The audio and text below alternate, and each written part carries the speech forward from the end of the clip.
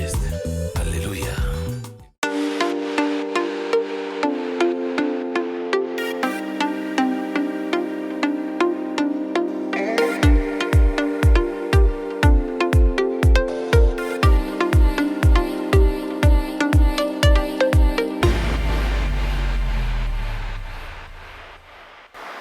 Welcome back to this segment. Thank you for keeping tuned to the Younib TV and more so to the Younib Breakfast Show here. I'm loving the comments that you guys are sending. Keep sending them and let us continue having a conversation together. So as I promised before the break that we will be having a panel to discuss the topic of the day, which is the CA's regulation or requirement on the re-registration of SIM cards. And I have delivered. I have a panelist, or my panel is here, and I want them to introduce themselves and let us know who they are so that we can start on the topic of the day. Welcome to our show. This is the Younib Breakfast Show where we have conversations that educate us, inform us, and at least also make us entertained. So I would like you to introduce yourselves, and I will start from my immediate left with you, madam. Please tell us your name and a little bit of what you do. Thank you, Penina, for inviting us on the morning breakfast. My name is Valentine Tebet and I am a psychologist by profession. I'm very glad and humbled to be on this show. Thank you so much, Valentine, for gracing our show. I know this face is not new to you all. He's a face that you have seen around Younib TV. Welcome to our show. He knows a lot about this CA requirement on the SIM card, but he can say hi to you guys. At least let him say something. Okay, so thank you so very much for having me here, my colleague also and my friend. Yeah. So my name is Toby Neema and I'm also a presenter at Younib TV.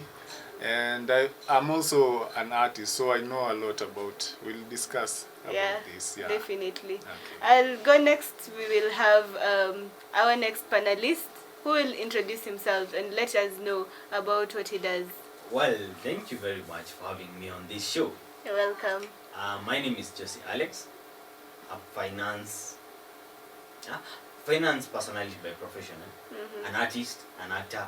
So I would say I'm a jack of all trades, and I believe that's why I'm on this show, because I have an understanding of media as well as when it comes to finance and management. So, and they do relate. Okay, thank you so much for gracing our show here at Younib TV. Before we start talking about the topic of the day, I want to listen to your understanding. What is your understanding, you as Valentine, you as Toby, and you as Jamleki, understanding about this topic, that is the communication requirement of re-registering our SIM cards? My understanding of the topic is that every Kenyan is supposed to be re-register. That is, if you have registered, you're supposed to re-register, or rather you're supposed to update yourself in the Safaricom system. And my other understanding is that if you're not re-registered, that is on the 15th of April, your line will no longer be in service. Okay. Thank you. Okay.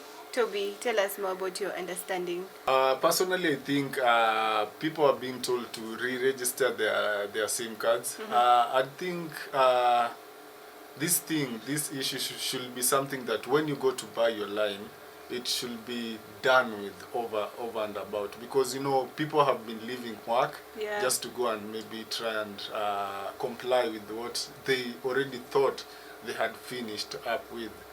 So personally, I think it's something good and secure, but at the same time, it's also inconveniencing. Something that they could have done earlier. They're just inconveniencing us as citizens. Yeah. Okay. Jamleki, tell us about your understanding. Well, just before you tell us about the understanding I have, it's good to clarify. I introduce myself as Josie Alex, but I'm also Jamleki, as you call me, as a friend. Kuna venye tumezoeana kuitana, anajua kwa jina la usanii, ndio maana mimi msanii pia naitwa Jamleki. So just to clarify on that. So thank you for clarifying. Thank you. On to today's topic. Okay. The Communication Authority, they are just implementing a law that was passed About how many years ago? About 7 years ago. So there's nothing bad about it. I would say maybe the law was passed by members of parliament, people whom we voted ourselves, or rather our seniors, those who voted for them.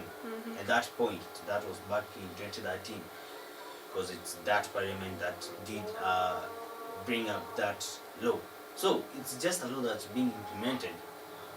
Maybe the only challenge is that the information is not out there for people to understand what is this law about, and I believe that is why we are on this platform. It is actually very good for you, because you already understand that there was a law. Some of us even don't know there was a law that was passed. We just came to know this via memes or maybe via other sources. So tell us a little bit about how you came to know about the law. So okay, I would say through the social media platforms, you get to understand a lot. So the communication authority, they did communicate about the necessity of registering the SIM cards, and they were referring to a certain bill. Okay, I don't have the actual details, so let me not go to them, but they were referring to an actual, rather a certain bill that was introduced and actually passed to become a law on the regulations that the telecommunication department under the communication, actually, because when you talk of this year is in charge of telecommunication as well as the media broadcasters, that is. So there is that law that was passed then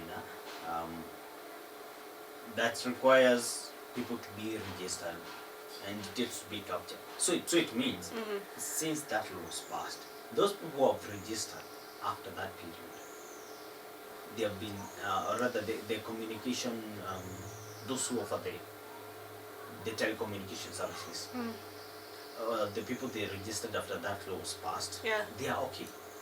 But there are those people who are registered with the old law that was there before these changes were brought up.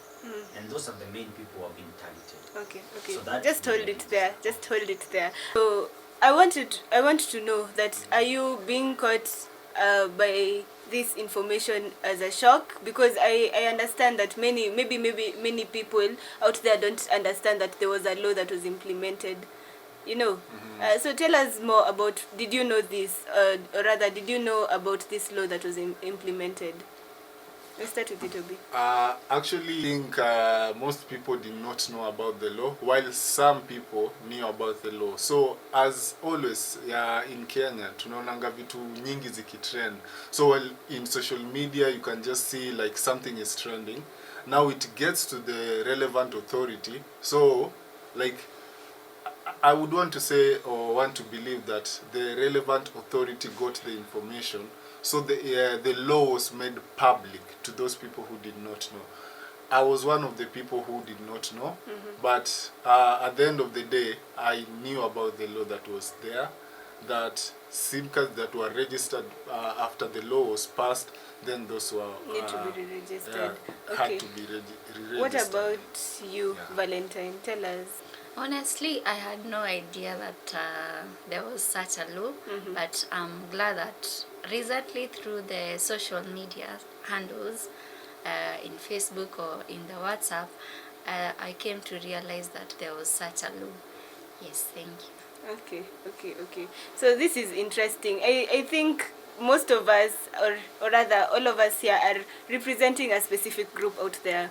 And as you can see, most people, it is showing how how social media is important to each of us, because we have learned through the social media, or rather you guys have learned from the social media per se. So do you think that it is important, like it is important for us to really re-register our lines? And if yes, why is it important? If no, tell us, why is it not important for you? We start with you, Valentine. For me, I feel like it's important for us to re-register, because so that we can lower the incidences of crime, especially through the M-Pesa, like the way people are being conned. Thank you.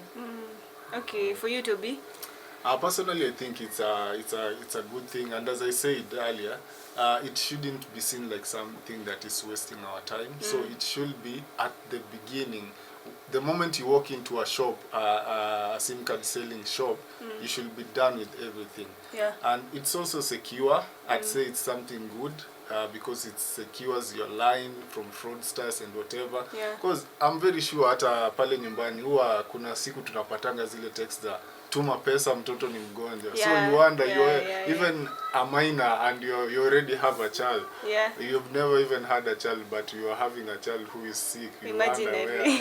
ametokea Yeah, wapi we huyu. understand. Yeah, Okay, what about you, Jamleki?